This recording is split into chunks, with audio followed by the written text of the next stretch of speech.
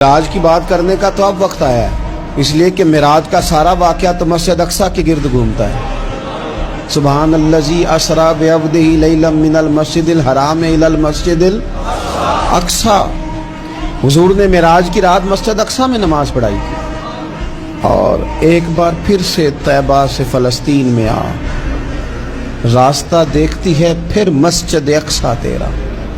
ایک بار حضور گئے تھے مکے سے مسجد اقصیٰ، اور پھر حضور فرماتے ہیں جب میں واپس گیا نا تو کفار نے جو کہ مسجد اقصیٰ دیکھی ہوئی تھی تو مجھ سے پوچھنا شروع کر دیا کہ مسجد اقصیٰ کی کھڑکیاں کتنی ہیں، دروازے کتنے ہیں، پلر کتنے ہیں۔ جب انہوں نے سوال جواب کیے تو حضور فرماتے ہیں کہ رب کریم نے مسجد اقصیٰ کو اٹھا کے میرے سامنے رکھ دیا۔ میں دیکھتا جاتا تھا، بتاتا جاتا تھا، کہہ لوں بات کر لوں۔ ایک دفعہ حضور مکے سے مسجد اقصیٰ آئے، اور ایک دفعہ مسجد اقصیٰ میرے نبی کی زیارت کے لیے مکے گئی، حضور کی زیارت کے لیے مکہ شریف گئی۔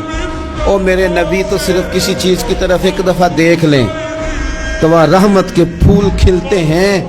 مسجد اقصیٰ کی طرف منہ کر کے 17 مہینے میرے نبی نے نماز پڑھی ہے۔ مسلمانوں پتہ ہی کوئی نہیں، ہماری خبریں ہی اور ہیں، ہمارا درد ہی اور ہے، ہمیں پتہ ہی نہیں بم کہاں برس رہے ہیں، ہمیں یہ خبر